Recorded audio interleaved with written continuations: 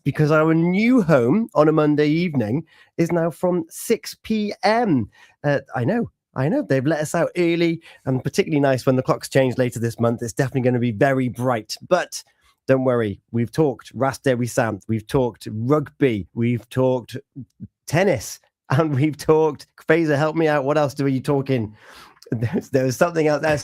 Sam Rossiter and cricket is what you've missed already. Rugby as well, didn't we? Ricky guessed on. Ricky Guest and Steve Barnett, of course. And we're going to carry on with a bit of rugby chat now as a brand new chairman, AGM, and what's coming up. But before that, good evening, Fraser. Good evening, Tom. I've had an interesting sporting week from sitting in the stand watching 20,000 Swansea fans wave towels at Snoop Dogg. To reporting on the Cardiff game, to torrential weather against on Friday night, their win over Leinster, to running Raspberry on Saturday, a bit of local rugby then for me at Langham, and a very tired day yesterday. But Gordon, hello, good evening. How are you, Tom? Very well. How was your sporting weekend? As you can imagine, it was disrupted, which isn't a shock, Tom. I was hoping to watch a little bit of football, but there was only 2 games there. I give my mate Fraser a ring and asked him, does he need a few photos from... He did. I was in the closest I got to any sporting achievement this weekend was watching the Raspberry Sant runners come back to the car park at Oriella Park, and we were there for their St. David's Day parade. What a lovely occasion. Great occasion. It's one that doesn't fail to sell out every year, and that the event now sells itself. If people come in from miles away, and the runner, actually a local runner, he was based in Bath, who won the half marathon. You people coming from England, and the weather just makes it, doesn't it? And after all the torrential rain we've had, to have sunny weather there was a godsend, really. And it makes a much more enjoyable day, as you experienced afterwards around the city. So many runners piling into the cafes and pubs, depending on their choice of replenishment afterwards. And it boosts the local economy the whole day, does it? I'd go as far as say it's the best running event around. I truly believe that. Right, we're going to touch on that in a bit more detail before the end. You found yourself down at Pill Park in Langham, which I find really impressive, that with the weather we've had in Division 5 of rugby, there was a match being played. Well, Division 4, I was quite smug. I got myself a nice parking space so that I could see the game from the warmth of my car. Didn't even have to get out of it. Got to about 5 minutes before. I thought, where's nobody on the pitch? And I realised they would move the game. Cold walk to watch it. But I actually enjoyed it. It was a very good match. Gordon, I know, touched on there. He saw it too. Langham were very competitive, actually. Pembroke Dock in control early on, 10-0 up. Langham took it to them, 2019 in the end. It was scrappy. It was always going to be a bit scrappy and messy, given the surface.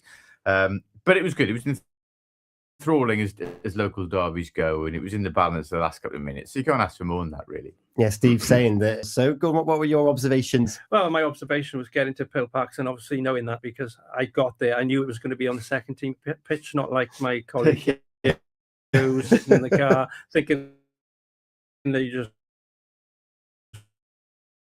going to appear on the main pitch. So I got there quite early, actually, and I had a chat with a lot of the old boys that I played against as well. They were there, and we had a bit of banter, as you do with rugby. It's all friendly, I must add. And then, and Fraser's right. Langham did very, very well against a decent Quinn side. And that's good to see. You want to see him competing and not having a heavy defeat, which they've had for a few times this season, but they have been much better. So compliment the Quins. A good game on Saturday afternoon. Yeah, it's good to see both teams with score. They've had points deducted, and the Pontebarum seem to have run away in that top spot. It's a very strange decision that. Look, Pontebellum were in control of the title race, regardless of Quint having 4 points off. We shouldn't really frame it as if that's going to be decisive. But I can't fathom this. The amount of sides who've been postponing games and not fulfilling fixtures and not raising sides and have got away with it through agreement with the other team, or the other team have let them off, opted not to put in a complaint. I'm not defending Pembroke Quins for not fielding a side. I've made my thoughts clear on that. I think there's been too many walkovers or non-fulfillments handed this year by not just Pembrokeshire sides right through the leagues. It really is plaguing the leagues. But for Pontebellum to then go to the WRU and the WRU to dock 4 points when you see what is going on across all leagues every single Saturday, I find that bizarre. I mean, this Saturday alone, Cardigan were frustrated. They were unable to play their game. Opposition couldn't field a side. Narberth seconds begin to struggle now. They couldn't field a side for their game. And to take 4 points off the Quins, I think it's distinctly unfair. If you do it for everyone, everyone, I'd support that. I think games are being called off too easily at the moment. But to just single out one team, I find that bizarre.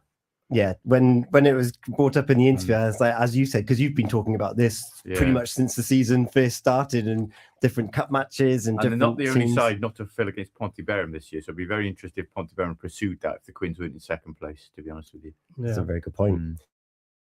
As you mentioned, we also heard from Ricky Guest, Narberth with another victory in that championship against a very fit Cardiff Met side. Ricky made the point there that they're essentially a professional side and how they're drilled. Gordon, what are your thoughts on Narberth's season? Because it seems to be, well, it's definitely an improvement on last season. Definitely. They've got better results under Ricky Guest, to be fair.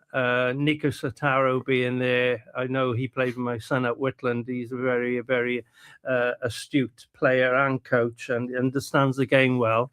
So that has definitely been a help for them as well, I would have said. He's a maturity that helps, especially in the fly half position.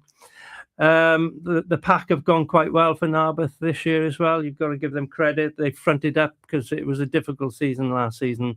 We always thought at one point they were going to get relegated, but thankfully they stayed where they are, and now they're a competitive side in that division. That's what we want to see.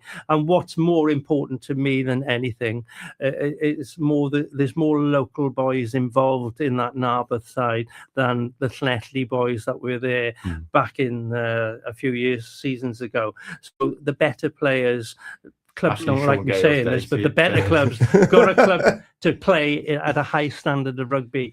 It's a Pembrokeshire side. You have to see it that way. Like Haverfordwest County branded as a Pembrokeshire community club. Narberth are exactly that in rugby terms and playing at one of the highest levels that you can play at. Those are the games you've got to win as well, actually, because we spoke about it before, didn't they? Raised their game to beat Pontypridd. They raised their game against Neath, but it's not just a big fixtures which will keep them up. It's winning on the road against teams around them, like Cardiff Met, who I think were a couple of places above them going into Saturday. That's what's going to keep them up in the league. They're the important games. Yeah, and as Kim made the point, keeping your Llangennechs and your Brecons and your other teams around you down as well. Yeah, and then just below them, we're talking about Narberth's season last year. Crymych, they found themselves in that division beneath them, and they're having a tough time. Yeah, but a brilliant win from 25-24, first win of the season on Saturday against Tata Steel. Look, it won't make a difference. Crymych are going down. The points difference is way too vast for them to make that up. But it won't make a difference to them to the table, but it will boost the club, and you need that. It's nothing worse than getting to January, February, and you're looking at a winless season and little to play for. You struggle with motivation. Then Crymych as a club have struggled this year. It was refreshing to see Saturday, actually, their first team had a good win and their second team put a competitive performance in St. David's. So they fielded two decent squads. That's what they've been struggling to do. Their strikers have been struggling to play on days when their first team play, especially when the first have been away. They're tending to have dropouts and lack of numbers, which is hitting the second. The second team actually have been fortunate to, I think they've had points deducted as well in 4 West Day, but they've had a series of postponements. We spoke about it previously in the show, Fraser, you say about second teams. They all start off very brightly. It's running the course of the season, isn't it? That's been the problem. The first season is usually the first term of marriage, everything's sweet, and then you have to get away from that. You want to get out a bit more and not be with the wife so much. So what I'm saying is they find something else to do on a Saturday afternoon, which isn't great. But I'm not against the principle of these second teams playing the league structure, but Gordon's right. It can't be done on a whim and a prayer. I'm not saying these have been, but you can't just do it through enthusiasm because you've suddenly got numbers. It needs to be a long-term sustainable plan, because we're seeing it now. Crymych has struggled in their second season in the league format. Narberth went up and are struggling badly to field sides now in Division 3. It's all well and good having the numbers there and then, but you need to be certain that you've got the numbers long-term and the youth team coming through to fill up when others move away from it as well. So look, it's healthy. I hope they can keep going. I hope they can keep fielding competitive squads, but more care has got to be taken, I think. Yeah, I think it's a question that was brought up last week, actually, or the week before, about the seconds divisions, the seconds league that's coming through. And of course, Tenby is the model that I use, where they weren't allowed to put their second team, and now they've got one. So they're confident that they've got that pipeline coming through. So I wouldn't get too much in they weren't allowed. They didn't get the application in time. Let's be honest, and I'm an ex-Tenby player. That's just a foil. That's the foil. But they have got the Seasiders there now. And if my memory deceives me, and I don't think I'm forgetting or randomly forgetting, I think Wyndham Williams had his boots on for a certain Tenby club over the weekend. Yeah, well, it's for Whitland, actually. Oh, Whitland. In a dire state with numbers on some weeks. I tell you, they're playing at home on Saturday. They named squad of 17. I chased up the game. I'm doing it for Gordon Bill. And they finished the game with 13. Rurals, Wyndham, like you say, the age of, I don't even know what. I'm pretty sure he's retired about 3-4 times before. And then again, Whitland, that's their problem. Because you look at the teams below them, Pencloud and Betus are gone. 100-0 by Abereyron on Saturday, 114 Wow. Pencloud, who are below Whitland, have still got to play Betus, so they are likely to win there and go above them, which will drop Whitland into the bottom two. So at the moment, they're all right, because Pencloud keep losing. They're going to have to win again. They're going to have to find a fixture where they feel a strong side. In reality, don't like saying it, they're going to have to. That's the difficulty. That's the reality of it. I mean, we're not used to seeing Whitland where they are at this moment. Squad. Fraser played in a very strong squad, have been renowned for a very, very strong rugby side, and it's a shame to see them at this moment in time where they are, because they're a great club. They got a lot in Paul Kirk as well, leading get together and move that club forward.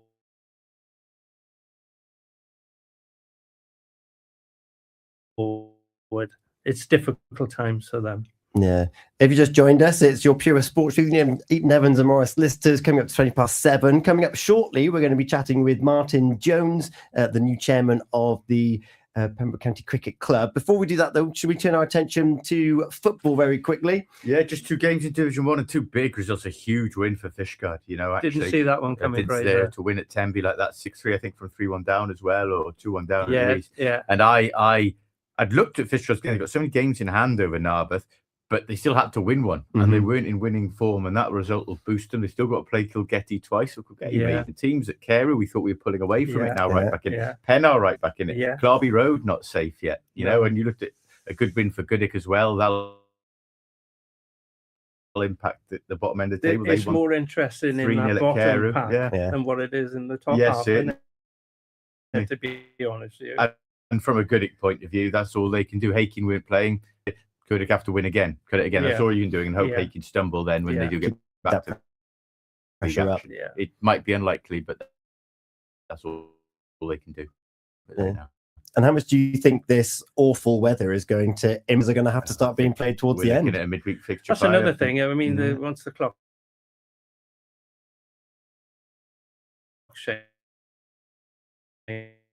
we'll have midweek games, and hopefully the weather that will end this season, especially in Division 1. Division 1, it can disrupt midweek, because then you have the issue of second teams able to use first team players. Back and forth. So I hope we're not, but I think we could be heading for a very dubious end to the season if I could be decided in the bottom leagues, but we'll see. And then Division 2 Cup, a bit of a derby has been set up, isn't it? If I'm not mistaken, Milford United. Yeah, Are we playing taking seconds, winning at Bridge Chickens on penalties, isn't they? Yeah.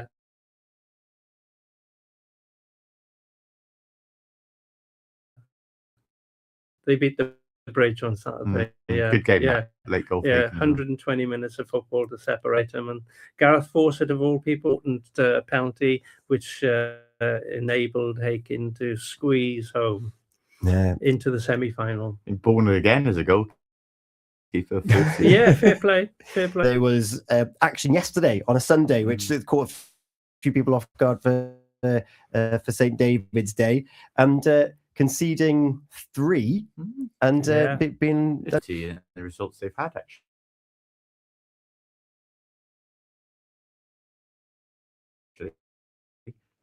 Big announcement, of course, about the new investment on Friday.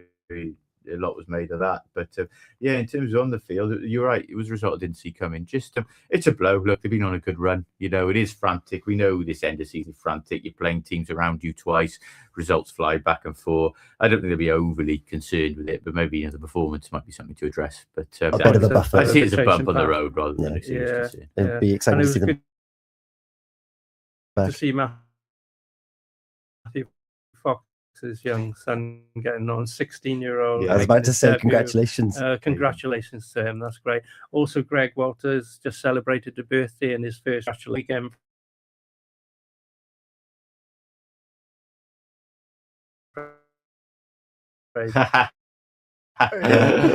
Next time you'll catch the Bluebirds at home will be on Friday the 13th when they take on Cardiff Met in this phase 2. We'll be there providing a little bit of pre-match entertainment and waiting in the wings for us talking cricket. It was interesting hearing from Sam in the first hour talking indoor cricket and the outdoor league with this weather. Without a game being called off on a Saturday.